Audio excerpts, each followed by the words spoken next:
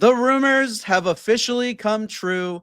Trevor Zegras is out. That and more on this episode of Locked On Anaheim Ducks.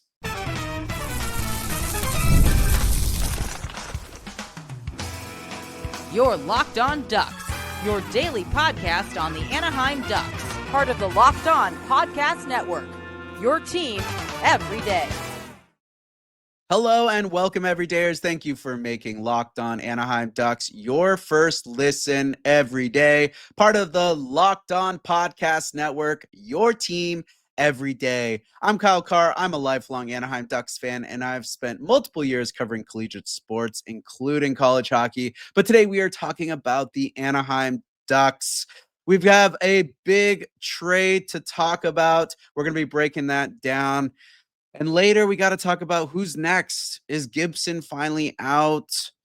Or where is Pat Verbeek taking this team? What is going on? And the reason we have these questions is as we woke up Monday morning, looking at our phones, you see tweets saying, look out, Trevor Zegras might be involved in a trade. Pay attention, hearing Trevor Zegras. I literally tweeted out saying, I don't know, after what Pat Verbeek said in regards to where things were with Trevor and how he felt that he showed his professionalism and he did everything that Cronin asked and he was really doing everything that he could.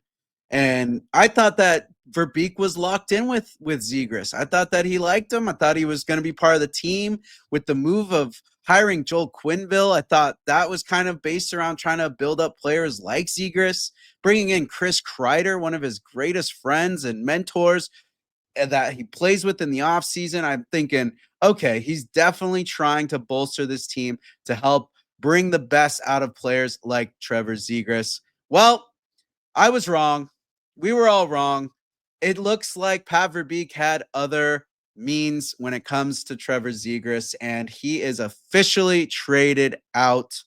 I am very interested at what happened with Pat Verbeek and why he went this route and what made him want to get rid of Trevor after all this time. And with everything that was going on, I felt like this was the year for Zegras to really boost his play and really show what he can be on this Anaheim Ducks squad.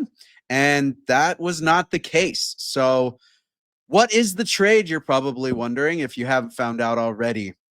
Trevor Zegras is headed out to the Philadelphia Flyers, and the Ducks receive in return Ryan Pelling, a center, and the 45th overall pick in this year's draft, so 2025, and then a 4th round pick in 2026. That is a very, very low price for what I think Trevor Zegras is worth. I don't know why Pat Verbeek felt this needed to be done now or why that was what he was willing to get rid of Zegras for in return.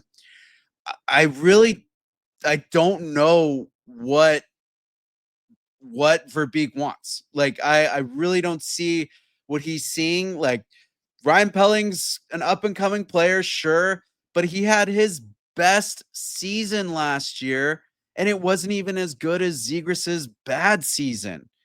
Like, it makes no sense. Zegras had back-to-back 60-point years under Aikens, and when he was able to play more of his style, you're bringing in a coach of Joel Quenneville that definitely is going to help bring the best out of a player like Trevor Zegras. And then you get rid of him after bringing one of his greatest mentors / friends in the league that's a veteran presence and can really bolster the kid's play and really get him going at a high pace again. And you just send him off for scraps. I mean, no offense to Ryan Pelling. I'm looking forward to see how he plugs in, but from what I'm reading and from what I'm hearing, he's maybe going to crack the middle 6 center, but it looks like he's going to be probably a 4th line, 3rd line guy for this team. And to get rid of a top 6 player that should be a center, but Verbeek doesn't want to put him at center. He pushed him off to the wing. So, but then kind of in a weird way says, well, Zegras just wasn't working out on the wing. It seems like he really wants to play center, and that's where he's more suited for. So we're going to put him out and give him to another team, when it was literally Verbeek who pretty much moved him to the wing and put him in that situation. So not really sure what Verbeek was thinking or where the conversation was. It just wasn't for me. I mean, you look at Zegras with the Ducks. He played 268 games with Anaheim, had a total of 186 points. Then you look at Ryan Pelling. He's played 283 games, split between Montreal, Pittsburgh, and Philadelphia, and has a total of 95 points. Nearly half of the points that Zegras has. The production is not nearly the same. Last season, Pelling had 31 points in 68 games played, and Zegras had 32 points in 57 games played. So after an injury-prone season for Zegras last year, he comes back in less games, puts up one more point than this Ryan Pelling that the Ducks just traded for. He's a bigger guy. He's got good center positioning. He's got good defensive attributes. So I don't know if this is something that Quenneville and Verbeek talked about, and they think that they have the ability to mold this Pelling player into what they want. But I feel like Zegras is basically the face of the franchise right now. He is the poster boy. He's the guy that people go to Ducks games to watch. He's the reason the Ducks have gone through this whatever disaster the last couple of years have been, and people still showed up to games just for the fact that they might be able to see a Zegras Michigan, or they might get to see a crazy between the legs pass by Zegras, and they get to watch him move. And even if the players that didn't like Zegras on the team, they still go to those games to watch, to see what it is that Zegras is going to do to piss them off that game. Like he's I don't know if he's polarizing, if that's the right word, but he definitely gets people talking, and he gets people to come and put eyes on the game. And in a market like ours, to now get rid of him and bring in someone like Pelling, I hope the best for him. I want Ryan Pelling to be a good plug-in for this team. I really hope that there's more to this trade than what Verbeek is letting on right now. I mean, I'll talk about it more coming up, but I just don't know what the urgency of making the trade at this selling point was for Verbeek. Like, why did Zegras have to get moved for that low of a price, other than you just didn't want the player on the team anymore? And that's kind of rumblings. It seems like Verbeek just wants his roster, and I want to get into that more, but we got to be taking a break here in a minute, so I don't want to jump into too much. But I just want to see what the plan is, and I want to understand what is going on. I felt like Verbeek and Cronin were both holding back Zegras. Now it's this time. You're bringing in this coach. You're bringing in players that can help bolster his play, and you can bring out the best out of this player that's been basically the face of the franchise since he came to Anaheim. And now you're just sending him off to the woods. You're sending him off to Philly. Yeah, he's reunited with Jamie Drysdale. Great, wonderful. But what does that do for Anaheim? What I just feel like, one, you could have had him play this year and see where the league takes him, or where this year takes him, and how he performs with Quenneville. And then two, if you really still wanted to keep moving him, he's going to have a way higher of a sell point. Like, this was probably the lowest. This is like being in the stock market and you own an asset that was at, $300, and then it drops down to $50, and then you decide to sell it at $50 when you could see that it's about to bump up to probably $350, $400, more than what you had before. So why? I just don't understand. Well, we got to talk about what's going on with the team and what's next and where Verbeek's going or what the master plan is looking like. And we'll get into that right after this. Are you looking for a snack that's both delicious and nutritious? Crack into a good source of protein with Wonderful Pistachios. Wonderful Pistachios is one of the highest protein nuts. Each 1 ounce serving has 6 grams of protein, giving you over 10% of your daily value. Plus, they're packed with fiber and better for you unsaturated fats to help keep you feeling fuller longer. Personally, I love the no shell variety. I love being able to just grab a handful, head into the locker room, get ready for beer league, just crush some no shell variety, Wonderful Pistachios. I get the protein, I get everything I need for the game, and I'm good to go. So make sure you get snacking and get cracking with the snack that packs a protein punch. Visit wonderfulpistachios.com to learn more.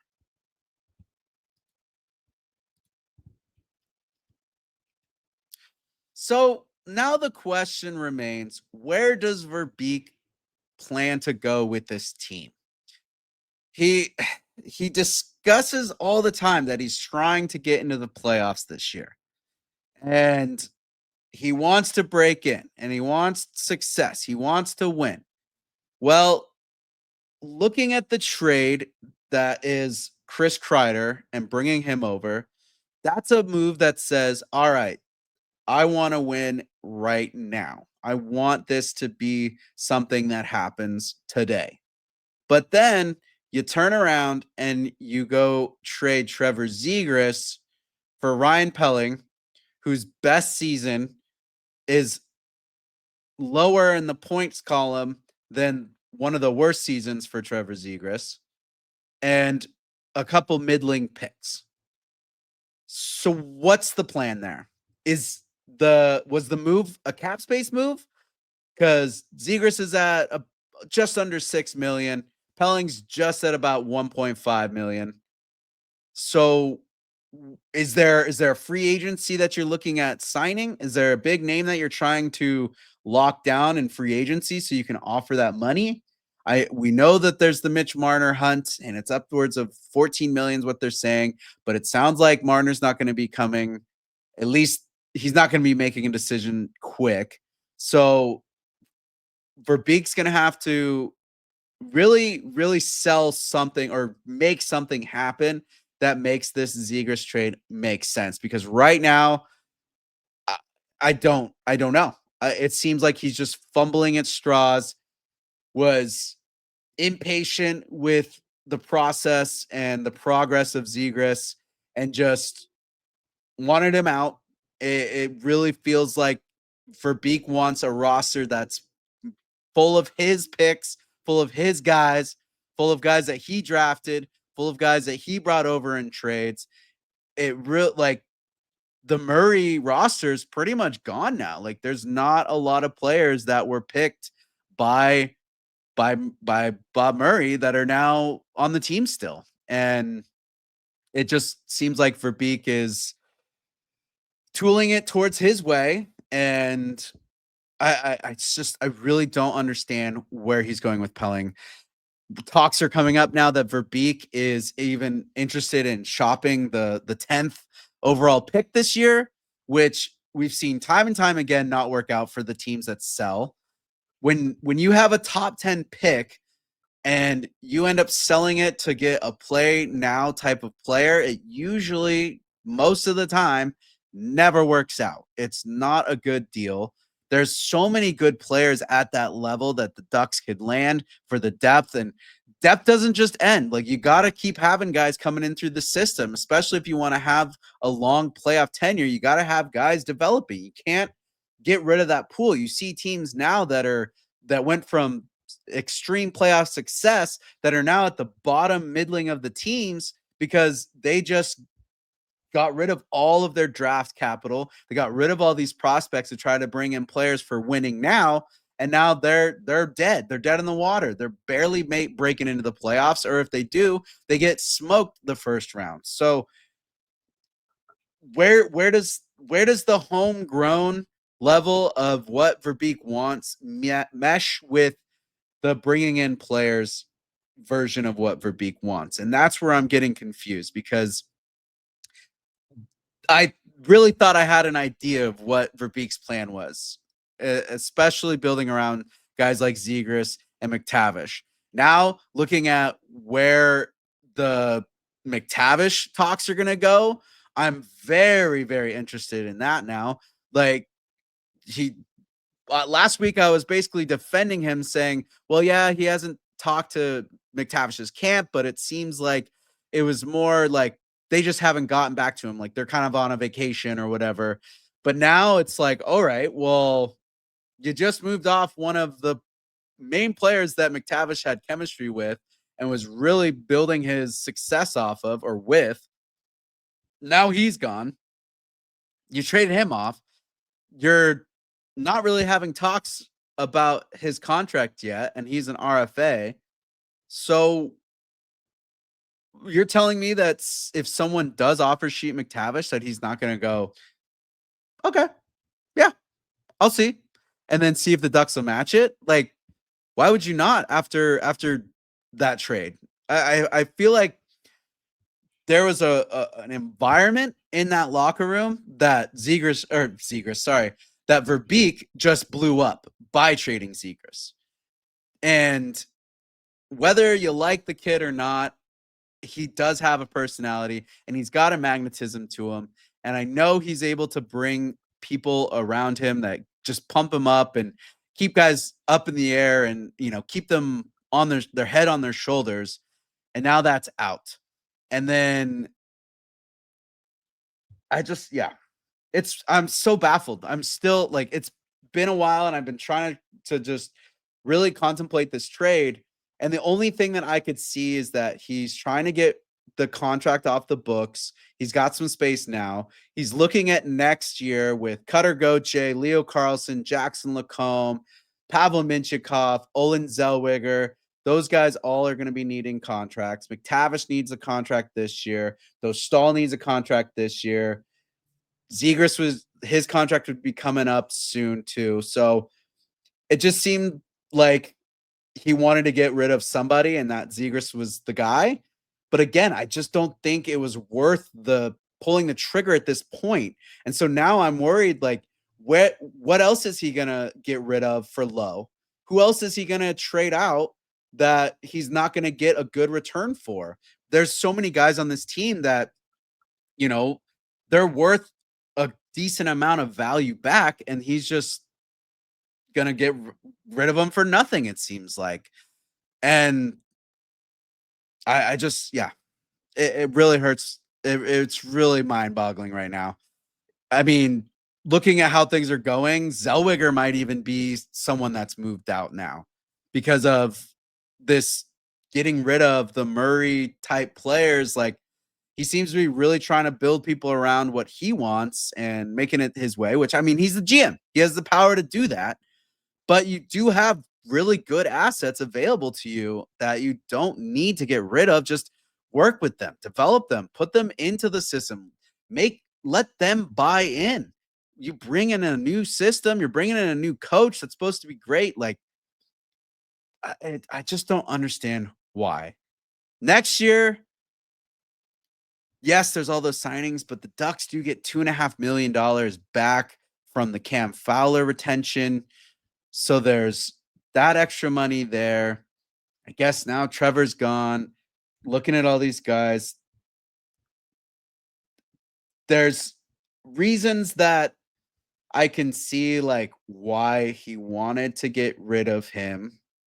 But I just am still so confused on why now and why low. And so what does he want to do with this team? Who does he actually want to build around? What direction does he want to go? How is Ryan Pelling going to fit into this team a lot better than Trevor Zegras did? And I've had Philadelphia Flyers fans reach out and they say, like, no, you got a good player on your team. Don't dog him. Like, he's going to be a big asset. Like, he's coming to his own and he's going to be a guy that's going to really help out in playoffs when it comes to it. So there is hope there. but I just think there should have been a little bit more. There should have been something else there for that trade to make more sense. And unfortunately, that's where we're at. And I'm concerned now that we've talked about the rumors around Zegras, and then we talked about the rumors around Gibson. So is Gibson out now? Is that actually going to come to fruition? Is Gibby getting sent off somewhere? And we'll talk about that next because there's a lot of talks around him and things that have been moving in his direction too. So Gibson, is he on the trading block? Find out next. Summer sports are in full swing, and whether you're all about baseball under the lights, golf on the green, or high stakes soccer action, FanDuel is the best way to make every game even more exciting. You're already following the action. Why not make it a little more thrilling? With FanDuel, you can get in on the game while your friends are getting sunburned at the beach. I went to the Angels game the other day against the Houston Astros, and we got to put in a bunch of live action bets on the team. We got the Hoppy home run. We hit there. It was awesome. So make sure you go to FanDuel right now.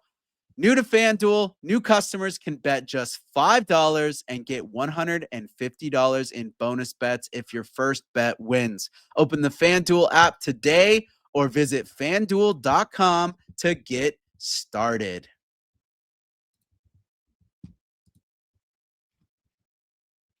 So now with the talks of Zegras finally coming to an end and he's finally traded, the other person that's always in the trade rumor mill is John Gibson. So what is the value of Gibson? With Verbeek, who knows? He might just trade him for a bag of pucks at this rate. But it's been an extremely crazy offseason. And the last week or so has just been rumor city. There was a all of a sudden a rumor that Troy Terry was on the block for trading, and then it comes out almost immediately. No. Representative reached out, said absolutely not. Troy Terry's not going anywhere. He's here for the long run. And then the Zegras deal goes, and there's talks of Gibson now that he's potentially going to Edmonton. That he's discussed that he would be willing to move to Edmonton, and with how things went with them for the playoffs, obviously they definitely need a goaltender. Gibson could be that guy for them, and I would love to see Gibson be able to be in that position. And it does sound like with where Gibson's at, he wants to be a number one goaltender. He still has that confidence in himself, and he feels like he doesn't need to be a 1B or a backup goaltender. He wants to be the guy. And there's a few markets out there that could definitely use goaltending, but it really seems like Edmonton's the one that's really churning the pot right now. So I'm looking at that and I'm like, all right, what pieces can Anaheim get back from Edmonton? They have a ton of free agents that are unrestricted free agents this year, so that won't have anything to do with trade talks at this moment. But I'm looking at rostered guys that the Oilers would like to maybe get their contract off the books. The Ducks could take on. Gibson's a little bit of a price tag. He's got a pricey contract right now. So kind of looking at where Anaheim's targeting and what they're trying to get for them. They want top six goal scorers. They want big guys. They want guys that are going to be able to help with the playoffs, get them through the dog days of the 82 games of the regular season. And we've got those stalled. The Ducks are locked in on him. We'll see how things go with Billy Husso. So who on the Edmonton roster could Anaheim target? Well, I'm looking at it and I'm thinking Matthias Janmark. That seems like a very, very potential landing spot for someone that they could target and go for a trade. I feel like they would definitely need to add something on there. Like he's not a 1-for-1. Matthias Janmark for John Gibson, that absolutely not. You got to throw in, sweeten the pot with some picks or some prospects. there, but he does fit the Verbeek mold. Like, looking at how Verbeek is going and looking at the players that he's been bringing in and the people that he targets, I could definitely see Matthias Janmark as a Verbeek guy. It just fits the mold. But if they really want to work and try to sell Gibson for the potential of Gibson and the kind of goaltender Gibson is and how well he can play, if he's a healthy John Gibson, I'm saying, why not try to get someone like Ryan Nugent-Hopkins? Why not try to get someone like Zach Hyman? Those guys know how to score. They know how to get it in the net. Things are kind of rough right now with how the contracts are, with everything in Edmonton. They've got signings that they need to get done. They've got Connor McDavid coming up, Draisaitl coming up. They've got all of their top guys that are needing contracts, and the Ducks are trying to get someone of high scoring caliber. Zach Hyman's someone who's going to go in the mixer. He's going to get a bunch of tip in goals. He's going to cause some chaos. He's going to be there with Kreider, with McTavish. I could see him just causing a ruckus. Ryan Nugent-Hopkins, he could fit in really well with Anaheim. Are the Oilers going to go for that? Probably not. Maybe they want some additions added on, but I'm looking at it. All right, Ryan Nugent-Hopkins or Zach Hyman, John Gibson, and Olin Zellweger. Send them over. Package deal. You know, these are just what I'm thinking, because of the talks really molding around Edmonton kind of being the target for Gibson. Matthias Janmark seems like a guy, but they definitely would need to add a little bit more on the Ducks side. But for Ducks and what they want, I'm looking at Ryan Nugent-Hopkins or Zach Hyman as guys that could easily fill in. There's other players that could come to the Ducks, but they're UFAs. So I don't think that's why I'm not really getting into those names, because they're not needed to be traded. They could just be offered contracts at this moment. But when it comes to a trade, the guys that are still rostered, still have some time left, it's RNH and Zach Hyman. Those are the guys. And that's what I think would really help and fit into this Ducks roster. I think they would be guys that could replace players like Trevor Zegras. Now that he's gone, you got Ryan Nugent-Hopkins that's got the mitts and the playmaking ability, but then you got Zach Hyman with the net foot presence and his goal scoring knack, kind of like Kreider, where he's just there in the right place at the right time. A lot of people are saying he's just a power play merchant and he's just fed off of Connor McDavid and Draisaitl, but that all comes from him being able to know to be in the right space and to know where he needs to be and how to support guys like that. So obviously he's a good player and he's got great hockey IQ. So those are some ones that I would like to see the Ducks go for, but I just don't know if anyone else on this team, on the Ducks team, that is, I just don't see any of these homegrown guys being safe anymore. It seems like Verbeek is on a tear and he got the green light to open the checkbook.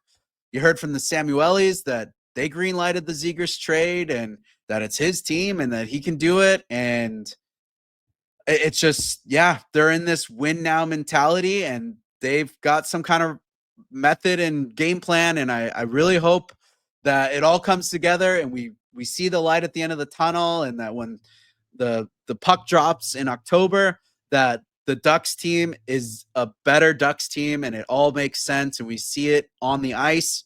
If not, Pat Verbeek, your tenure here in Anaheim might be coming to a close real quick. You make the controversial hire of Joel Quenneville.